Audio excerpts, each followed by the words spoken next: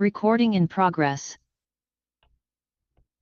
All right, we will begin with the guided meditation. Please come to a peaceful resting position.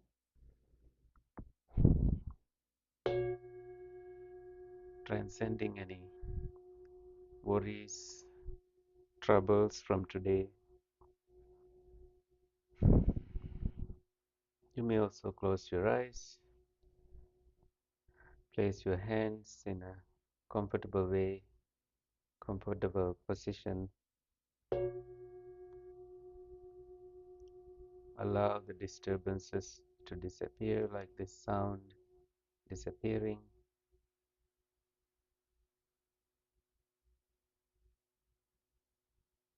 Inhale, exhale. Allow the rhythm of your breath be revealed to your awareness.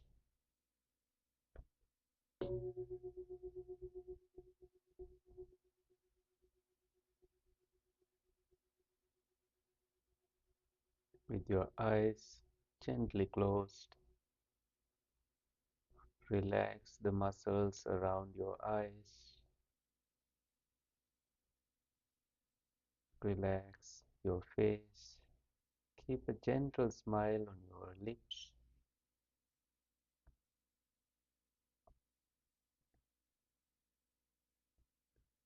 Relax the back of your head.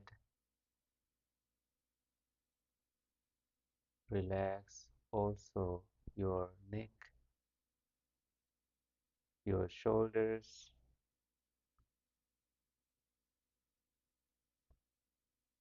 your upper back, mid back, lower back. Relax also your chest, abdomen, keeping your upper body straight and always make sure you adjust your posture according to your comfort level.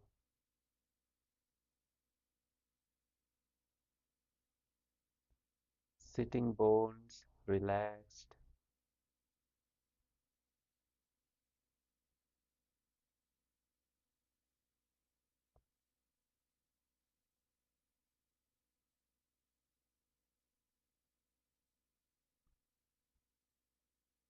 sitting muscles, your knees,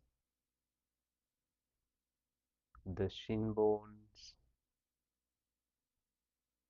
your ankles, the soles of your feet, your toes, all relaxed.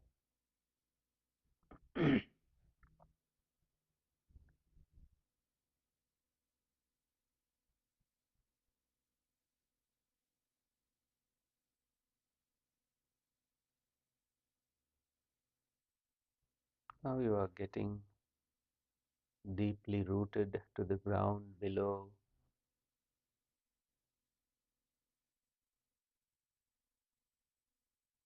Come back to your breath again.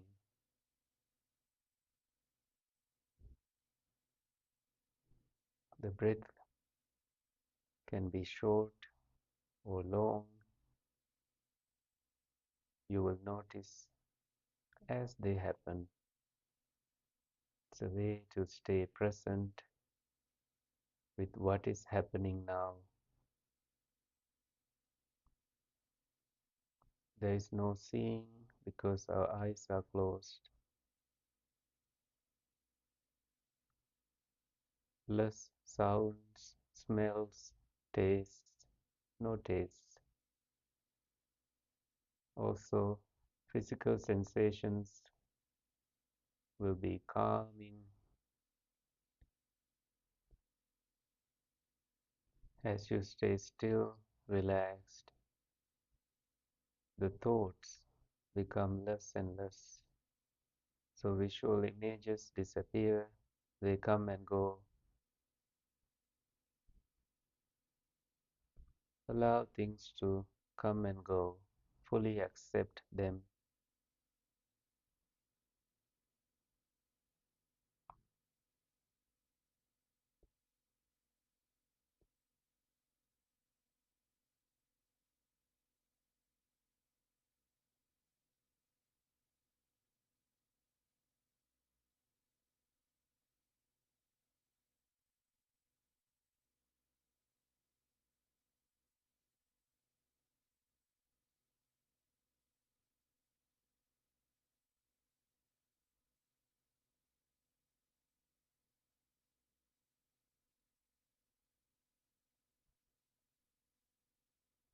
Mindful, you breathe in, mindful, you breathe out,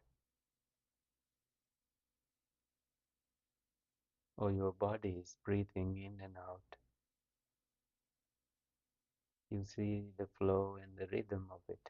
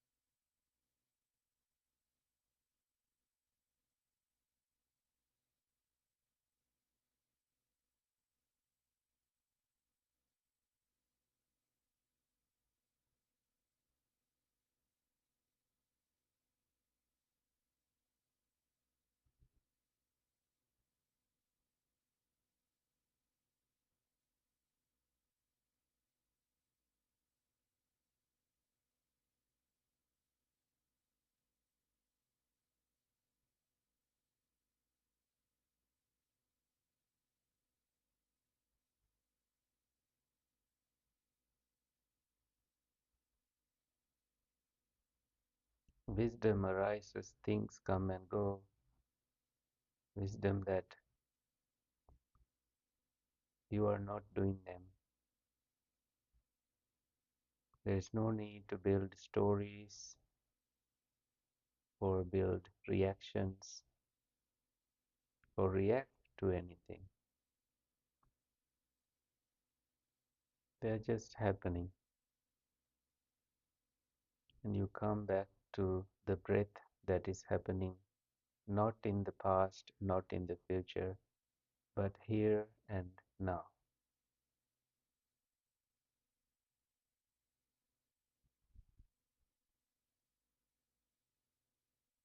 Take a deep breath in, bring your shoulders all the way up,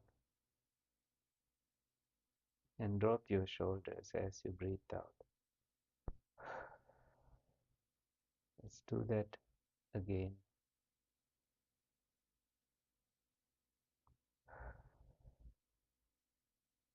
One more time.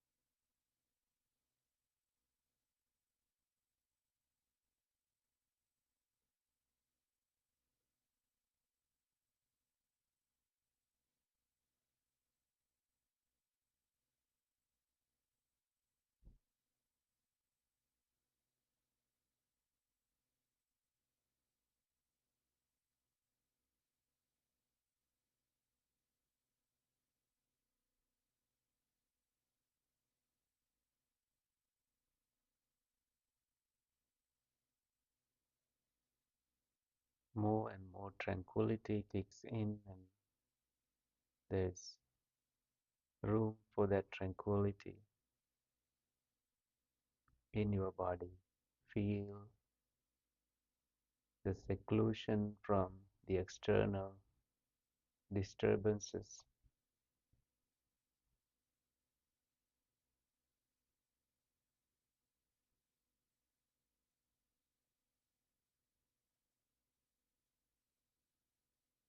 Attention, your attention to breath disappears, just like the breath disappears, and you rediscover it and stay present.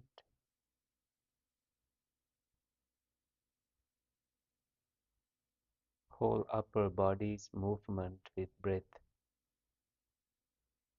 is noticeable now that you pay attention fully to this inhaling process and exhaling process that is naturally present.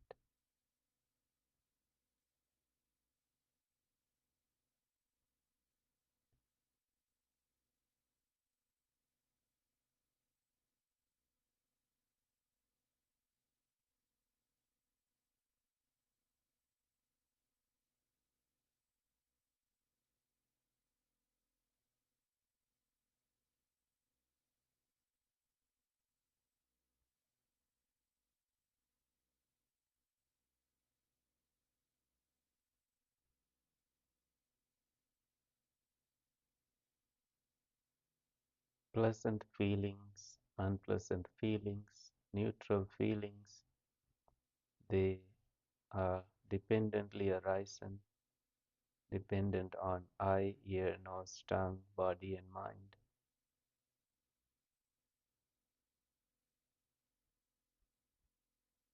They constantly disappear without your doing it, controlling it. See that wisdom, the non self nature of their arising and disappearing.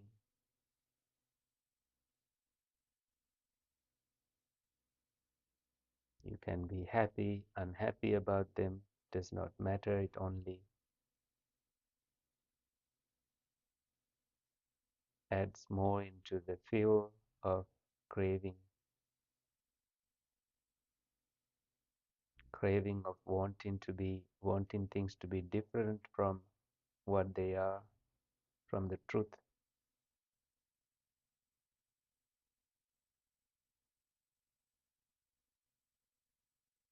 Then we choose acceptance, letting things be, observing things as they arise and disappear.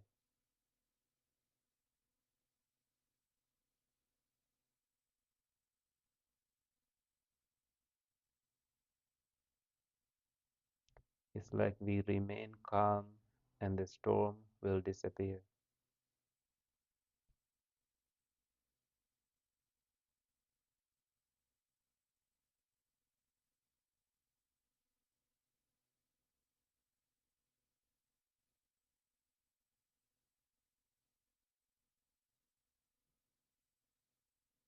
Take a long breath and exhale.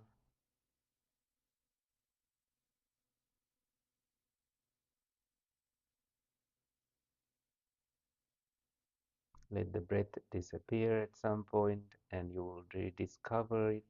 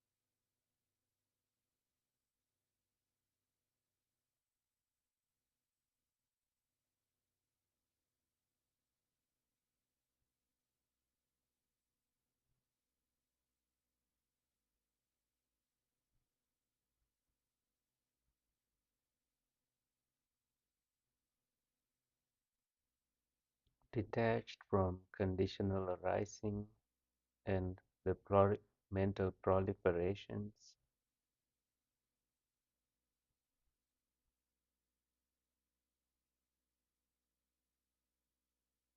the things that have arisen, taking control of our being, we see a glimpse of mental purity, calm abiding in this constantly changing experience of a being.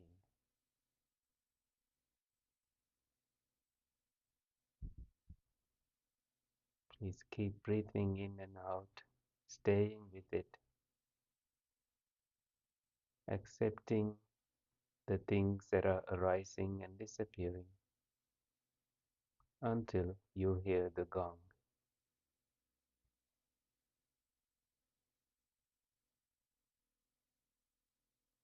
in a couple of minutes.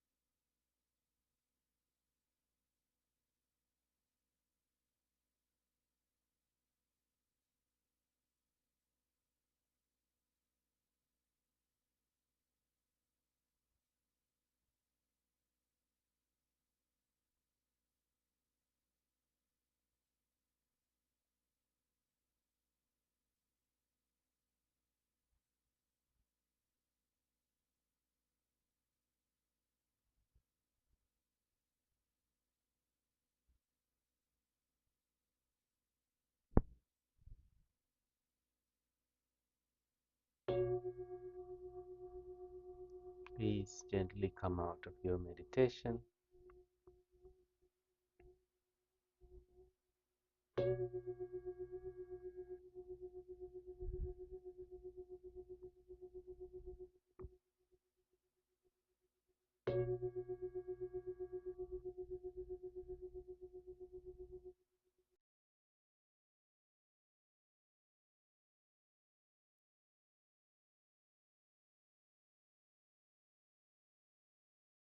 Okay, let's go to today's reading. This may be a little difficult to understand, but the basic concept is like something that is produced by an illusion. Say, we created a tiger right here in this room, and we created it, and this tiger is now going to kill us. And that's the idea of how the mind works that this book is trying to read and help us understand. Uh, so we will read and then see if that idea comes clear to us. We are going to read on page 6 first. Um,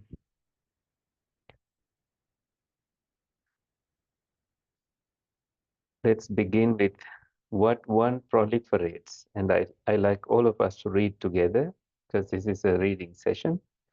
What one proliferates conceptually, due to that, concepts characterized by the prolific tendency assail him in regard to material shapes cognized by the eye belonging to the past the future, and the present. And this goes on with all the six sense faculties. The ditto marks is about all, not only the material eye, but also ear, nose, tongue, body, and mind doing the same process. And now the simile comes. Like the legendary resurrected tiger, which devoured the magician who restored it to life out of its skeletal bones, the concepts and linguistic conventions overwhelm the worldling who evolved them. This is what happens to us humans. Um, at the final and crucial stage of sense perception, the concepts are, as it were, invested with an objective character.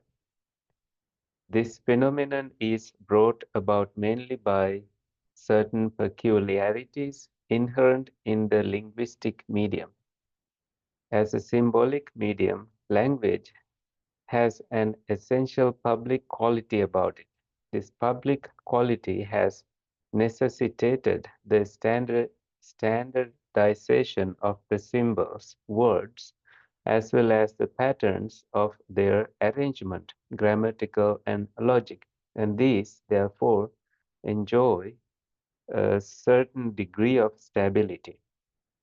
Thus, the letter, as the smallest unit of language, was called an aksara, stable, durable, and language itself was associated with God and eternity by the ancient Indian philosophers. Now, the vague percepts, which are already tainted with the notion of stability owing to the limitations of the sensory apparatus, become fully crystal,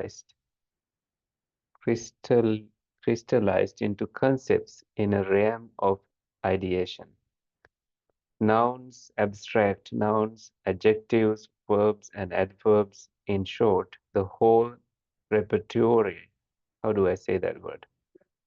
Repertoire of language, thank you, assumes a certain substantial character by virtue of its relative stability. It is probably this particular phenomenon that is hinted at by such oft recurring phrases in the suttas as Dhamasa Paramasa Abhinivissa Haranti. Having ceased tenaciously and adhering thereto, they declare, and Takkapariya Hatha, hammered out on the anvil of logic, as it were, cited in connection with dogmatic theories, which themselves are called Ditthijala, veritable networks of views. The vicious proliferating tendency of the worldling's consciousness views for him a labyrinthine network of concepts connecting the three periods of time through processes of, is it processes? Processes of recognition, retrospection, and speculation.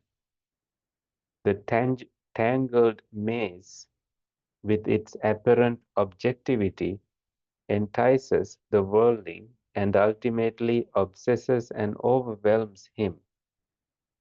The Buddha has compared the aggregate of consciousness to a conjurer's trick of an illusion, Maya, and we may connect it with the above mentioned image of the resurrected tiger. The Buddha at some point says, Mayupa, Mayupamacha Vijnanam, which means the consciousness is like an illusion. It's a product that is produced and ultimately it reproduces many other things, such as anger and hatred, greed, wanting, and that oppresses the human mind, especially when we don't receive what we want. The Buddha says, when we don't get what we want, then there is suffering. and we are told to recognize it and work on it, work on understanding this truth about the human mind, also the languages and the ways we perceive things, and undo it. Try to see the truth about it to remain unaffected as from these as much as possible. So let us read a little bit more. It must be confessed at this stage that our interpretation of the Madhu Pindika formula of sense perception, this is something we read before, differs to some extent from the advanced by Buddhaghosa.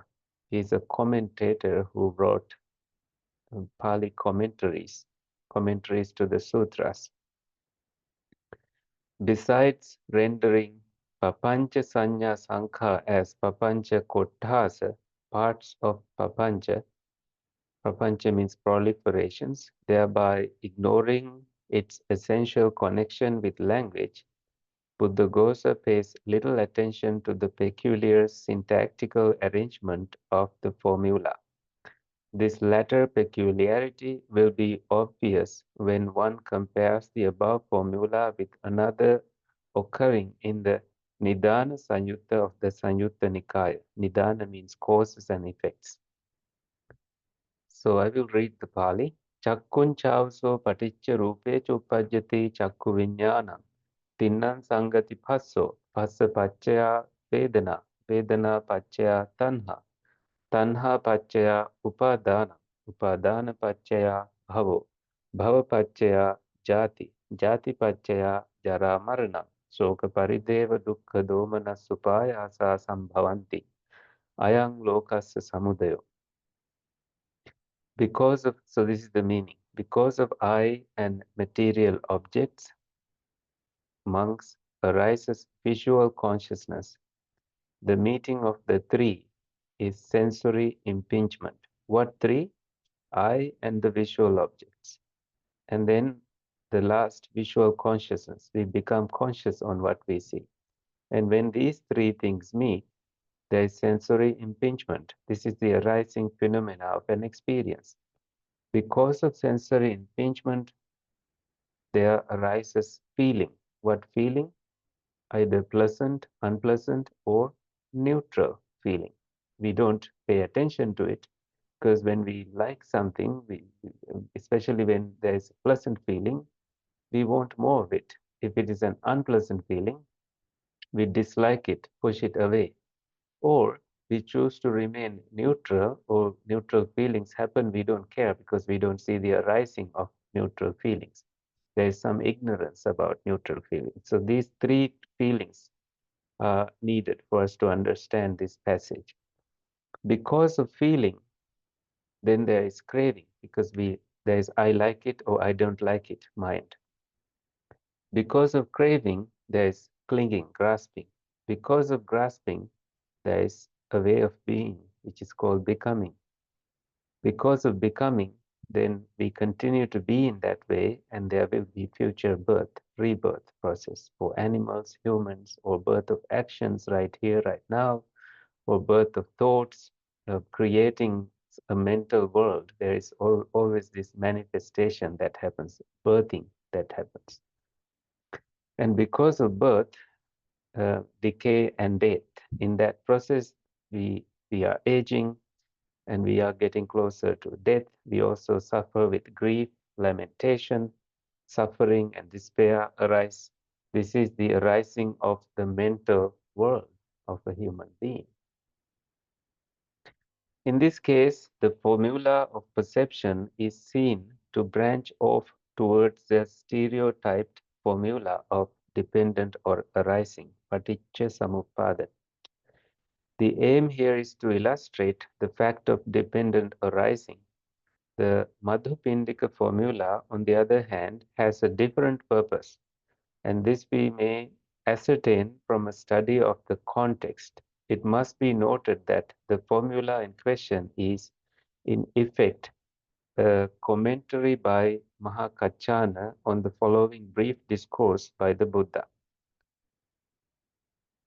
Yato nidanang bhikkhu purisang papancha sanya sankha samudacharanti ettache natti abhinanditabbang abhivaditabbang ajjhosetabang esevanto raganusayanam esevanto patiganusayanam esevanto ditthanusayanam esevanto vichikiච්ඡානුsayanam esevanto mananusayanam esevanto bhavaraganusayanam esevanto avijjanusayanam esevanto dandadana saddhadana kalaha viggaha vivada tuvantuva pesunya musavadanam ettete papaka akusala dhamma aparisesa nirujjanti. This is very profound. Let's try to understand this in English. If, O monk, one neither delights in nor asserts nor cling to that which makes one subject to concepts characterized by the prolific tendency, then that itself is the end of the proclivities to attachment, aversion, views, perplexity, pride, ignorance, and attachment to becoming. That itself is the end of taking the stick, of taking the weapon, of quarreling, contending, disputing, accusation, slander, and lying speech. Here it is that all these evil, unskilled states cease without residue.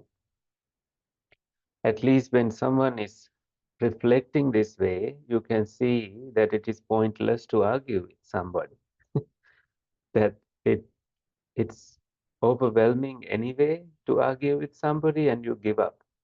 And it's overwhelming to take a stick and hit somebody or punch on somebody's face. That only exerts our energy. And we see the, the, the truth behind that process, whereby we just let go easily. Isn't that so true that when that truth is revealed to us, we are like, forget it, just let it go. This is what the Buddha was trying to teach, and this is the philosophy behind that teaching that he was trying to teach. Again, monks did not understand it at first. So this book explains their experience. On being requested by the monks who were perplexed by this brief teaching, Mahakachana, student of the Buddha, gives a detailed commentary, and in doing so, he pays particular attention to the word yato nidana, owing to which. Hence, the concluding portion of the formula of sense perception begins with its correlative tato nidana, owing to that. The formula, therefore, is part of an attempt to illustrate how, on account of what, literally, these papancha sanya sankha manage to overwhelm the worldling. Thus, our inference based on the syntax of the formula are not without justification. Indeed, we may add in passing that this sutta, which has been so aptly titled Madhupindika, honey bowl, by the Buddha himself, owing to its immense richness of meaning, has not yet exhausted its flavor at the hands of the commentators. Okay, I think we will stop there for today. I don't think we need any more than that. um, Enough Dhamma is enough, right? Not too much Dhamma. What did you think? Or do you have any thoughts that you'd like to share? Every time I read this book, I only read by parts and I have to stop and let it sit and then come back to it. So I think doing this weekly is important work. And that Professor Hallis's class on Nirvana has recommended this book. So this got me to read it again. This is by a Sri Lankan monk who passed away about 3, 4 years ago.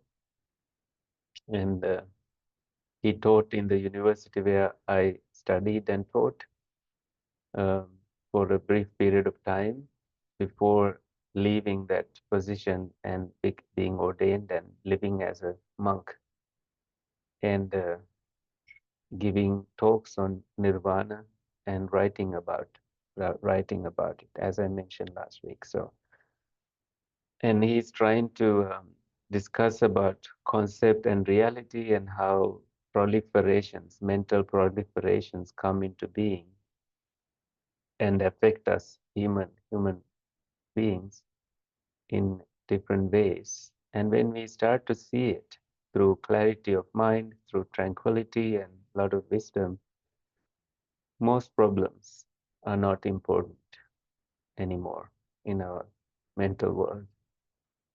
So the wisdom pushes us back to just to a humble experience of just seeing things as they are and letting go.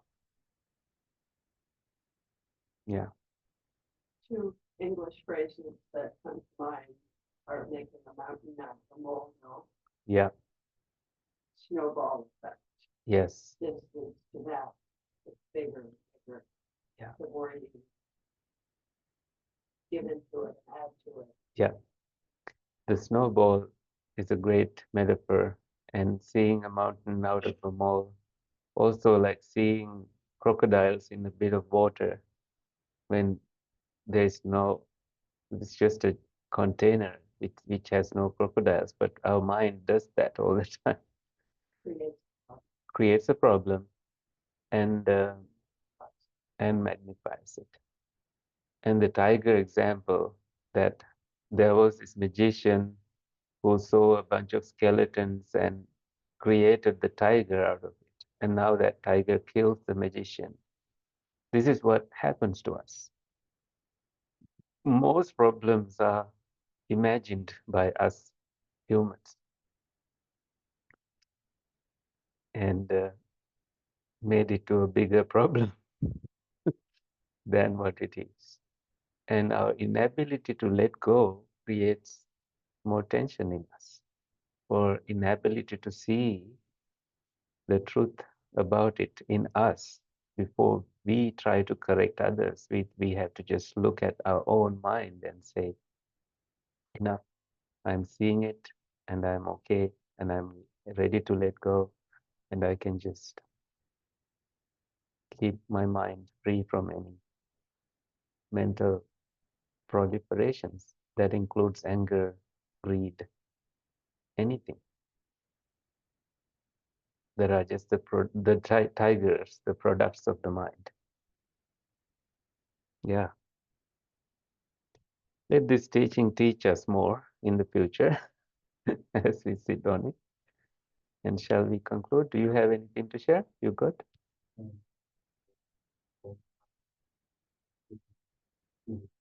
Mm-hmm. Pleasant, unpleasant, neutral. Yeah.